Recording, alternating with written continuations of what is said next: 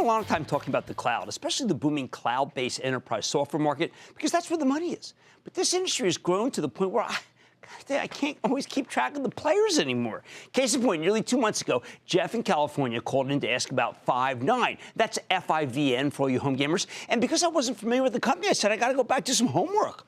Five9 is the leading purveyor of cloud-based software for contact centers. Their platform helps companies cut costs and improve customer engagement. Can't beat that, right? Stock's been totally on fire, which is why I was hesitant to just recommend it without doing more research. I don't like to cuff things. This is an intriguing story. So let's dig deeper with Rowan Trollope. He's the CEO of Five9 to learn more about his company and what's driving its recent outperformance, which has just been stellar. Mr. Trollope, welcome to Mad Money. Good to see you, Rowan. How are you? Thanks for having me on. Okay, now I have to tell you, I hate it when someone calls me and I don't know the stock. And you know I try to be true to the show. Obviously, I guess you were watching. Yeah. So why don't you answer the viewer about what you do? Well, have you ever had a bad experience when calling up a company or texting or emailing and you just are sort of left wanting? Well, that's really because they're using legacy on-premises systems that are hardware-based, and they're just not able to keep up with businesses as they want to deliver a great experience to their customers. Right. So we are a born in the cloud, all software-based system, all web-based, and so it is a totally radical departure from what has been done in the past. And what we enable those companies to do is to deliver a great experience whenever you call or email or text every single time. Okay, so let's say I call. Why don't we start with DoorDash? DoorDash. Okay, which I'm talking about tonight. And earlier in the show, talking about maybe we have too many of these companies, but they got to be so customer focused. They do, yeah. And DoorDash is a great example. They're one of our larger customers.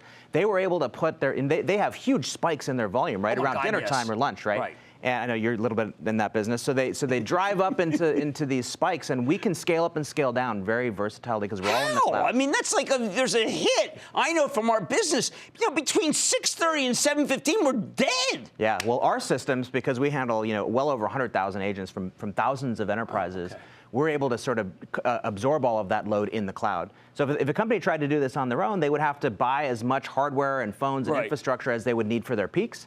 And we can sort of average that out and do a great job. Okay, but how do you know? I mean, for instance, I was trying to order from Chipotle on Thursday, and sure enough, they said it was at 48th Street in Manhattan. I live in Brooklyn, and there was no customer help at all. I mean, what's that? Well, that's one of the big problems that customers face is when we don't do the people side, we only do the software, right? Okay, but they obviously didn't have it right. A lot of times they can't forecast that right, or they get a spike in volume and so on. And so what they try to do is they'll try to intelligently get you to, if you're trying to call, they'll try and intelligently push you off and say, oh, we'll call you back when we're available, or we'll, if you're a VIP, maybe you'll get through to an agent, but if you're not, maybe you get put into a queue for a callback, or they'll send you a text or something else. And we integrate all of those together, text, email. Okay, well, let's chat. talk about something that's text. Speech to text. Now, that's something that's in your conference call that sounded interesting. Yeah, that's a huge deal for us. So 18 years, when I was 18 years old, I got my first job in the call center, and I took 8,000 phone calls, over 8 months. Really? And I learned hi, how can I help you? Literally, yes. I'm Ryan, I'm Rowan Trollope. How can I help you? Yes. So what I learned is 3 things. First, after you take 8,000 calls, your brain is really good at predicting what people are going to ask you, because it's the same calls often over and over and over again. So the customer says 3 things, you know where they're going. Okay. The second thing I learned is that you can be really good after you take 8,000 calls, because that's what customers want. They want someone who is an expert, who knows the problems, who understands it, can just jump you right through the hoops, right? And the third thing I learned is that you want to leave the call center after you've taken 8,000 phone calls.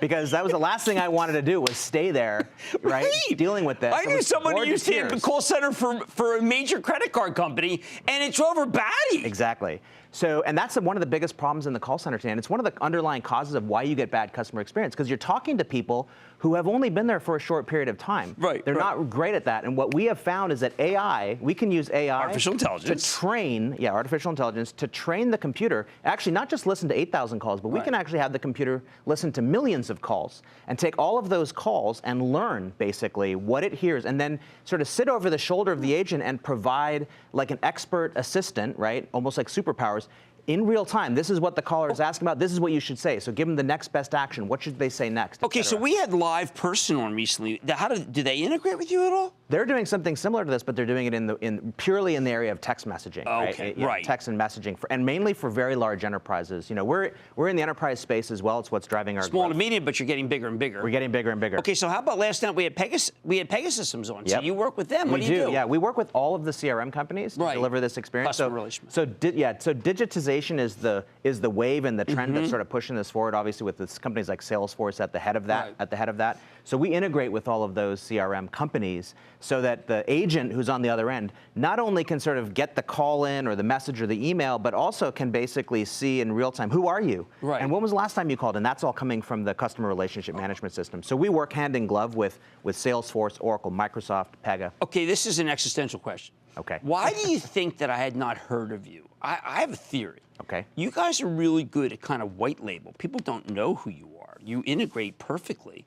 But how are we supposed to know from the stock perspective when it's you and when it's not? Yeah, well, that's why we're on the show. We want people to know about us, Jim. Thanks for helping. We're totally comfortable in an enterprise environment, being in the background and helping that customer deliver a great experience. I'm not. I want people in your stock because it's been such a great performer. I want to thank, that's Rowan Trollope, CEO of Five9. The symbol, once again, is FIVN. I want to thank a viewer for bringing it to my attention, and Mad Money's back after the break. Booyah! Jim Cramer here from Mad Money. Thanks for watching CNBC on YouTube. Click here to subscribe and get the jump on my exclusives with CEOs, plus market news, investing advice, and a whole lot more.